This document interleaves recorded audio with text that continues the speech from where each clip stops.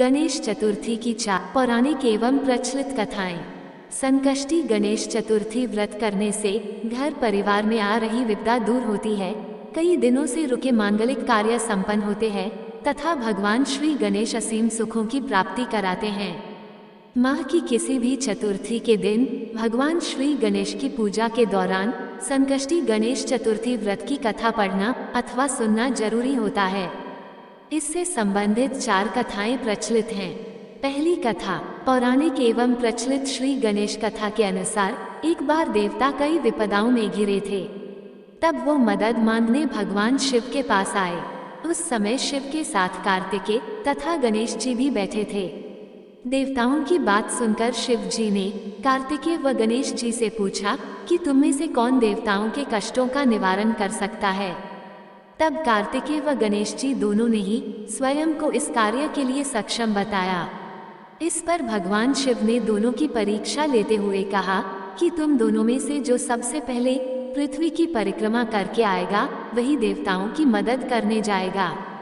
भगवान शिव के मुख से यह वचन सुनते ही कार्तिकेय अपने वाहन मोर पर बैठकर पृथ्वी की परिक्रमा के लिए निकल गए, परंतु गणेश जी सोच में पड़ गए कि वह चूहे के ऊपर चढ़कर सारी पृथ्वी की परिक्रमा करेंगे तो इस कार्य में उन्हें बहुत समय लग जाएगा। तभी उन्हें एक उपाय सूझा। गणेश अपने स्थान से उठे और अपने माता पिता की 7 बार परिक्रमा करके वापस बैठ गए। परिक्रमा करके लौटने पर कार्तिकेय स्वयं को विजेता बताने लगे। तब शिव जी ने श्री गणेश से पृथ्वी की परिक्रमा ना करने का कारण पूछा। तब गणेश ने कहा, माता पिता के चरणों में ही समस्त लोक हैं। ये सुनकर भगवान शिव ने गणेश जी को देवताओं के संकट दूर करने की आज्ञा दी। इस प्रकार भगवान शिव ने गणेश जी को आशीर्वाद दिया कि चतुर्थी के दिन जो तुम्हारा पूजन करेगा और रात्रि में चंद्रमा को अर्घ्य देगा, उसके तीनों ताप यानी दैहिक ताप, दैविक ताप तथा भौतिक ताप दूर होंगे। इस व्रत को करने से व्रतधारी के सभी तरह के दुख दूर होंगे और उसे जीवन के भौतिक सुखों की प्राप्ति होगी। चारों तरफ से मनुष्य की सुख समृद्धि बढ़ेगी, पुत्र पौत्रादि धन ऐश्वर्य की कमी नहीं रहेगी। गणेश चतुर्थी व्रत की दूसरी कथा। एक समय की बात है, राजा हरिश्चंद्र के राज्य में एक कुम्हार था। वह मिट्टी के बर्तन बनाता था, लेकिन वे कच्चे रह जाते थे। एक पुजारी की सलाह पर उसने इस समस्या को दूर करने के लिए एक छोटे बालक को मिट्टी के बर्तनों के साथ आवा में डाल दिया। उस दिन संकष्टी चतुर्थी का दिन था। उस बच्चे की माँ अपने बेटे के लिए परेशान थी। उसने गणेश जी से बेटे की कुशलता की प्रार्थना की। दूसरे दिन जब कुम्हार ने सुबह उठकर देखा तो आवा में उसके बर्तन तो पक गए थे, लेकिन बच्चे का बाल बांका भी नहीं हुआ था। वह डर गया और राजा के दरबार में जाकर सारी घटना बताई। इसके बाद राजा ने उस बच्चे और उसकी माँ को बुलवाया तो माँ ने सभी तरह के विघ्न को दूर करने वाली संकष्टी चतुर्थी का वर्णन किया। इस घटना के बाद से महिलाएं संतान और परिवार के सौभाग्य के लिए संकट चौथ का व्रत करने लगी। तीसरी कथा। एक समय की बात है, भगवान विष्णु का विवाह लक्ष्मी जी के साथ निश्चित हो गया। विवाह की तैयारी होने लगी। सभी देवताओं को निमंत्रण भेजे गए, परंतु गणेश जी को निमंत्रण नहीं दिया, कारण जो भी रहा हो। अब भगवान विष्णु की बारात जाने का समय आ गया। सभी देवता अपनी पत्नियों के साथ विवाह समारोह में आए। उन सबने देखा कि गणेश जी कहीं दिखाई नहीं दे रहे हैं। तब वे आपस में चर्चा करने लगे कि क्या गणेश जी को न्योता नहीं दिया गया है या स्वयं गणेश जी ही नहीं आए हैं। सभी को इस बात पर आश्चर्य होने लगा। तभी सबने विचार किया कि विष्णु भगवान से ही इसका कारण पूछा जाए। विष्णु भगवान से पूछने पर उन्होंने कहा कि हमने गणेश जी के पिता भोलेनाथ महादेव को न्योता भेजा है। यदि गणेश जी अपने पिता के साथ आना चाहते तो आज जाते, अलग से न्योता देने की कोई आवश्यकता भी नहीं थी। दूसरी बात यह है कि उनको 1.25 मन मूंग, 1.25 मन चावल, 1.25 मन घी और 1.25 मन लड्डू का भोजन दिन भर में चाहिए। यदि गणेश जी नहीं आएंगे तो कोई बात नहीं, दूसरे के घर जाकर इतना सारा खाना पीना अच्छा भी नहीं लगता। इतनी वार्ता कर ही रहे थे कि किसी एक ने सुझाव दिया, यदि गणेश जी आ भी जाएं, तो उनको द्वारपाल बनाकर बैठा देंगे कि आप घर का ध्यान रखना। आप तो चूहे पर बैठकर धीरे धीरे चलोगे तो बारात से बहुत पीछे रह जाओगे। ये सुझाव भी सबको पसंद आ गया, तो विष्णु भगवान ने भी अपनी सहमति दे दी। होना क्या था कि इतने में गणेश जी वहां आ पहुंचे और उन्हें समझा बुझाकर घर की रखवाली करने बैठा दिया। बारात चल दी, तब नारद जी ने देखा कि गणेश जी तो दरवाजे पर ही बैठे हुए हैं, तो वे गणेश जी के पास गए और रुकने का कारण पूछा। गणेश जी कहने लगे कि विष्णु भगवान ने मेरा बहुत अपमान किया है। नारद जी ने कहा कि आप अपनी मूषक सेना को आगे भेज दें, तो वह रास्ता खोद देगी, जिससे उनके वाहन धरती में धंस जाएंगे। तब आपको सम्मानपूर्वक बुलाना पड़ेगा। अब तो गणेश जी ने अपनी मूषक सेना जल्दी से आगे भेज दी और सेना ने जमीन पोली कर दी। जब बारात वहां से निकली तो रथों के पहिए धरती में धंस गए। लाख कोशिश करी, परंतु पहिए नहीं निकले। सभी ने अपने अपने उपाय किए, परंतु पहिए तो नहीं निकले, बल्कि जगह जगह से टूट गए। किसी की समझ में नहीं आ रहा था कि अब क्या किया जाए। तब नारद जी ने कहा, आप लोगों ने गणेश जी का अपमान करके अच्छा नहीं किया।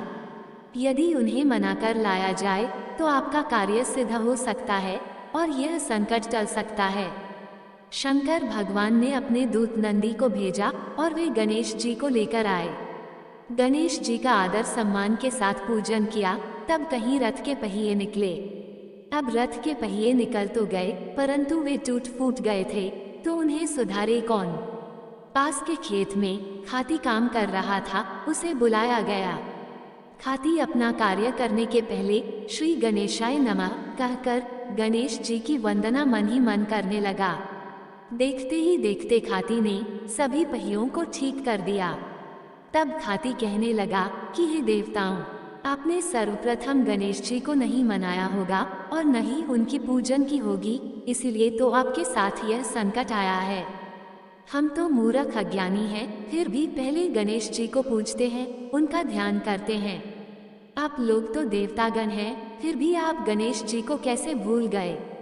अब आप लोग भगवान श्री गणेश जी की जय बोलकर जाएं, तो आपके सब काम बन जाएंगे और कोई संकट भी नहीं आएगा। ऐसा कहते हुए बारात वहां से चल दी और विष्णु भगवान का लक्ष्मी जी के साथ विवाह संपन्न करा के सभी सकुशल घर लौट आए। हे गणेश जी महाराज, आपने विष्णु जी को जैसो कारज सारियो, ऐसो कारज सबको सिद्ध करियो। बोलो गजानन भगवान की जय। चौथी कथा, श्री गणेश चतुर्थी व्रत की पौराणिक कथा के अनुसार एक बार भगवान शिव तथा माता पार्वती नर्मदा नदी के किनारे बैठे थे। वहां माता पार्वती ने भगवान शिव से समय व्यतीत करने के लिए चौपड़ खेलने को कहा।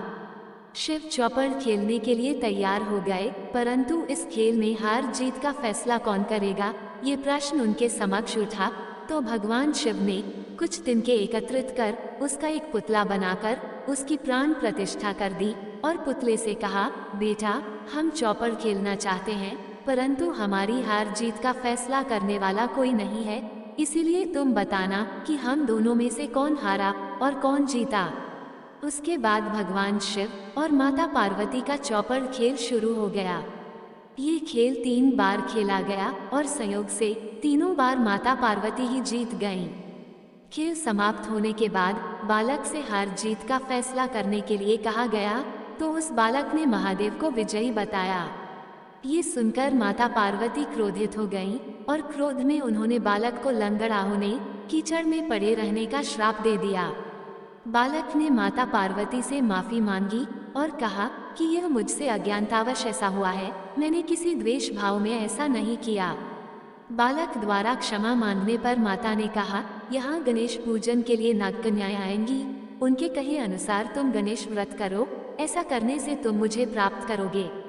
ये कहकर माता पार्वती शिव के साथ कैलाश पर्वत पर चली गईं। 1 वर्ष के बाद उस स्थान पर नागकन्याएं आईं। तब नागकन्याओं से श्री गणेश के व्रत की विधि मालूम करने पर उस बालक ने 21 दिन लगातार गणेश जी का व्रत किया। उसकी श्रद्धा से गणेश जी प्रसन्न हुए। उन्होंने बालक को मनोवांछित फल मांगने के लिए कहा। उस पर उस बालक ने कहा, हे विनायक, मुझ में इतनी शक्ति दीजिए कि मैं अपने पैरों से चलकर अपने माता पिता के साथ कैलाश पर्वत पर पहुंच सकूं और वे ये देख प्रसन्न हों। तब बालक को वरदान देकर श्री गणेश अंतर्ध्यान हो गए। इसके बाद वह बालक कैलाश पर्वत पर पहुंच गया और कैलाश पर्वत पर पहुंचने की अपनी कथा उसने भगवान शिव को सुनाई। चौपड़ वाले दिन से माता पार्वती शिव जी से विमुख हो गई थी, अतः देवी के रुष्ट होने पर भगवान शिव ने भी बालक के बताए अनुसार 21 दिनों तक श्री गणेश का व्रत किया।